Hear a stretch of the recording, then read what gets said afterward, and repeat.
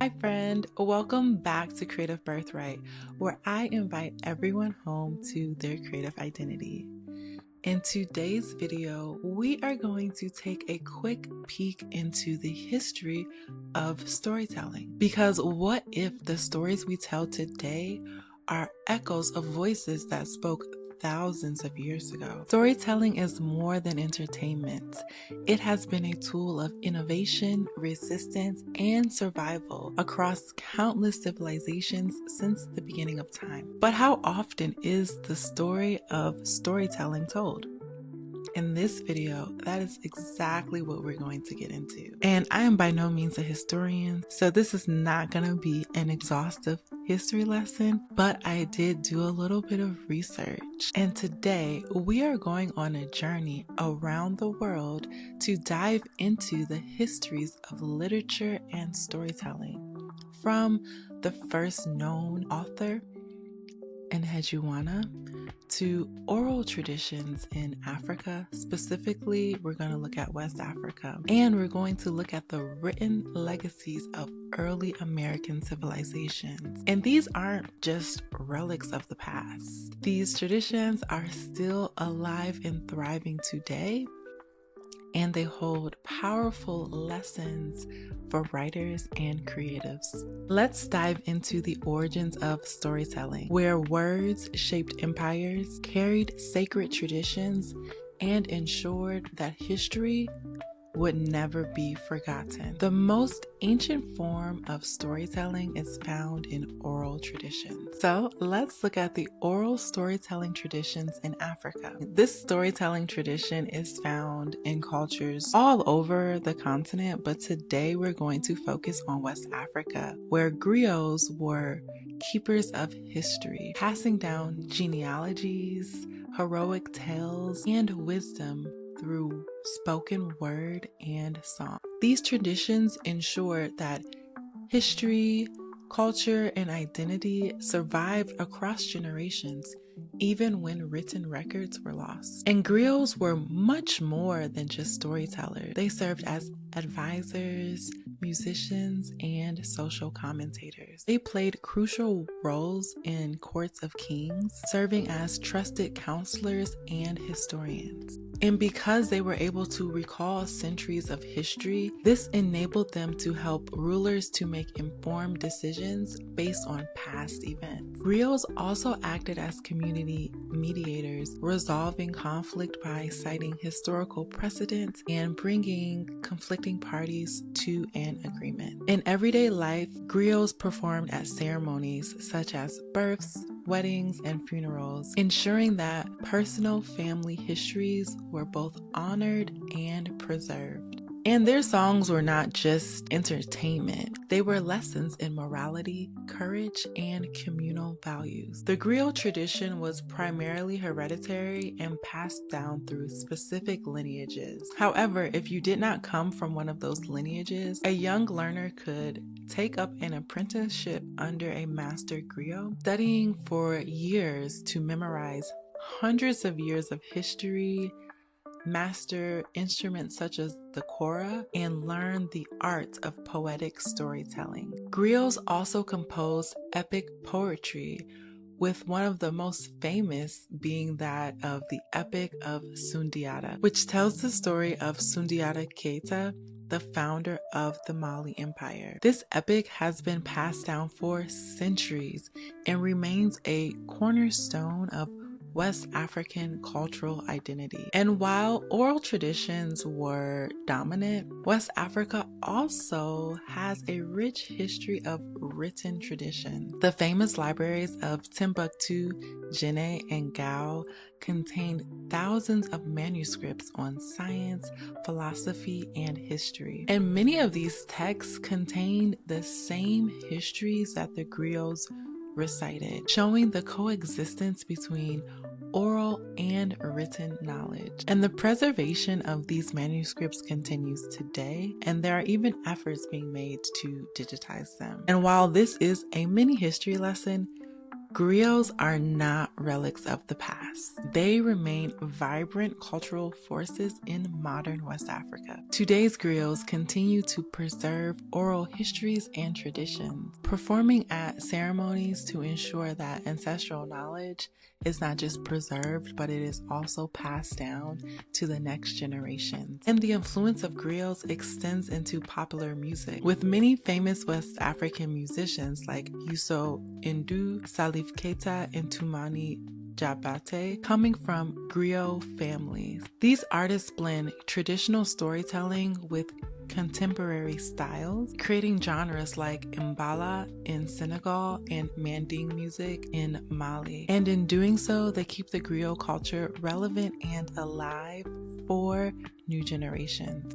Some still serve as mediators in community disputes, while others use their platforms to comment on current events and keep leaders accountable, singing praise songs and also offering critique when necessary, much like they did in ancient royal courts. And the digital age has undoubtedly transformed how griots perform and share their art, with performances now being readily available online at the click of a button. You can find them on YouTube or other streaming services. And cultural institutions like the National Institute of Art in Mali now offer formal training in griot arts, ensuring that this ancient tradition continues to evolve while maintaining its deep historical roots. So what I'm taking away from the research I did on griots and oral storytelling is that it is so important for us to preserve history, not just through written words, but through the stories that we tell each other. And it is kind of inspiring me to gather all the stories in my family. And there are a lot, and I'm sure you have some in your family as well. You might even be thinking about them right now.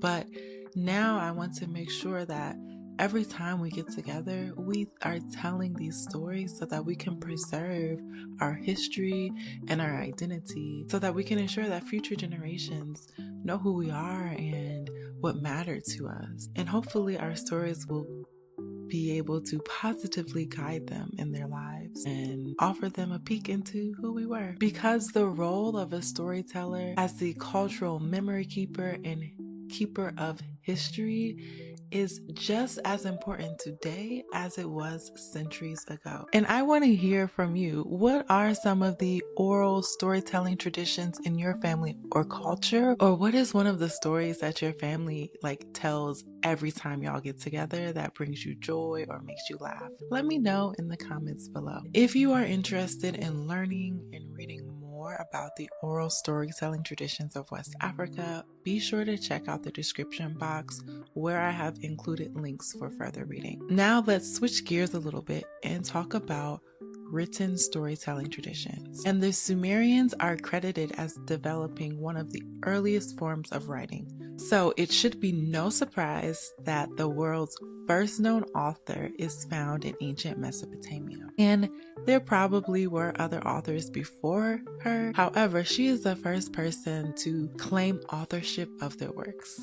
And of course, we're talking about one of my favorite people, Enheduanna. Enheduanna was a high priestess, a princess, and a poet who lived around 2300 BCE in ancient Mesopotamia. And as I mentioned earlier, she is the first known author recorded in history. As a high priestess and a princess, she wrote hymns to the goddess Inanna and blended political power with spiritual and religious storytelling. Her most famous works, the temple hymns and exaltation of Inanna, showcase her mastery of poetic form and her ability to intertwine religious devotion with a political and personal voice. Her legacy endured well beyond her life, shaping the literary and religious scene in ancient Mesopotamia. And her impact can be seen in the standardization of religious hymns. Her works were copied and studied for centuries, influencing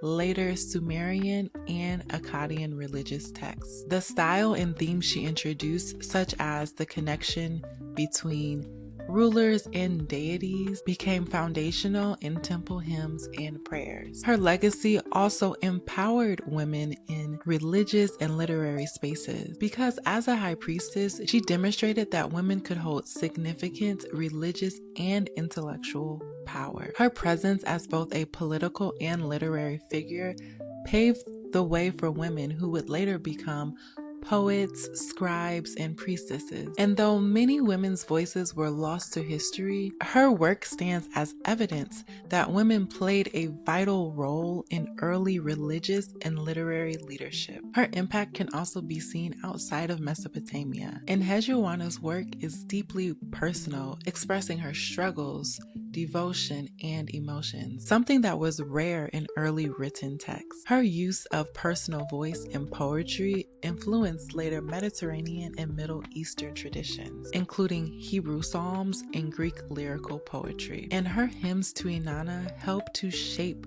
the goddess's legacy as a powerful, multifaceted deity associated with love, war, and transformation. And this impact can also be seen in Greek mythology when you look at Athena and the goddess Aphrodite. And today, Enheduanna's work reminds us that storytelling has always been tied to power, identity, and influence. And as a writer, what I'm learning from her is that I can use stories to shape culture and challenge narratives. She also exemplifies the importance of documenting both personal and collective struggles through poetry. So after sharing all of this, I'm curious, have you ever used writing to express your identity or make sense of the world around you? Let me know in the comments below. And if you're interested in doing further reading on Enheduanna, make sure you check out my suggestions for further reading in the description box. Next, let's hop over to the Americas and continue the discussion on written storytelling traditions. Now, when you think about literature in the Americas, you might immediately think about post-colonial works, but that's not what we're talking about today. Because long before European contact,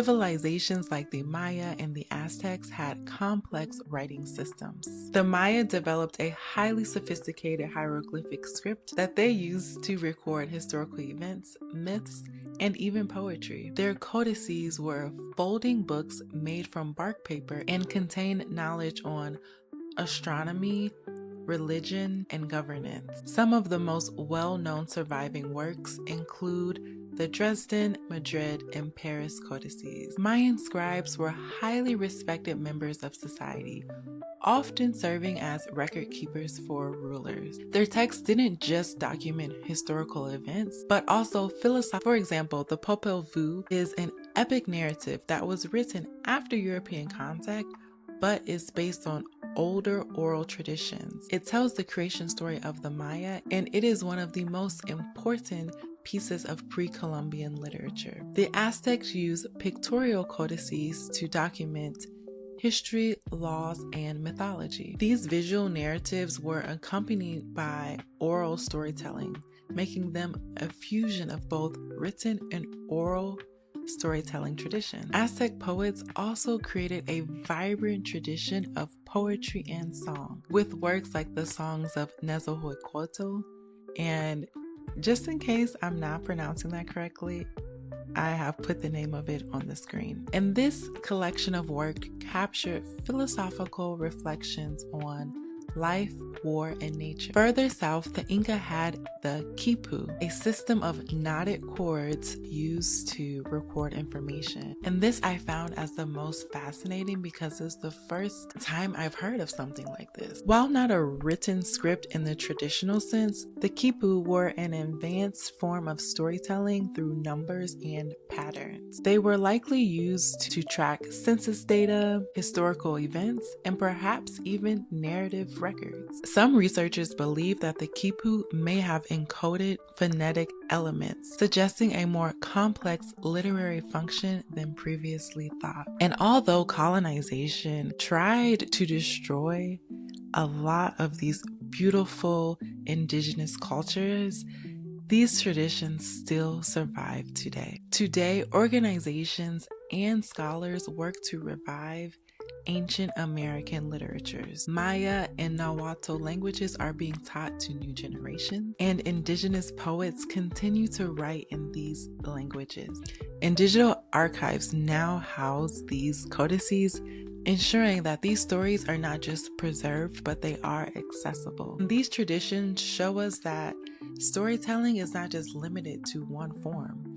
It can be visual, numerical, or oral. It encourages me to think outside the box when it comes to how I approach storytelling. If you're interested in checking out the digital archives that hold these codices, or want to check out some Indigenous poetry, I have included some links and resources in the description. From the oral storytelling in Griots in West Africa to Enheduanna's poetry and the visual storytelling of the Maya and the Aztecs, one thing is clear: storytelling is a foundational human tradition. In doing my research, I absolutely came across countless other storytelling traditions from different cultures around the world. I just didn't have time to share them all with you today. But who knows?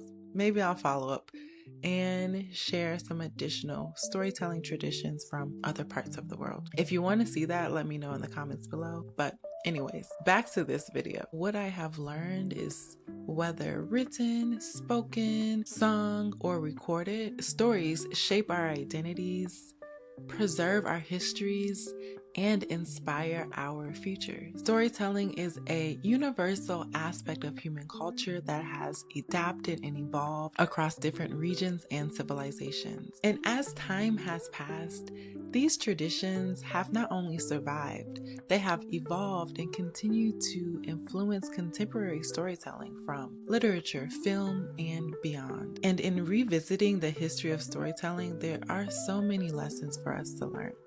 But here are a few that I'm taking away. First, storytelling is a tool for preserving history and identity. It is important for modern writers to record both personal and communal experiences and tell the story of who we are and who we want to be. And it reminds me of the power of storytelling to shape culture and narratives. And that's all I have for today's video, but please let me know in the comments below what storytelling traditions inspire you. And until next time, stay curious, keep creating, and I will see you in the next video.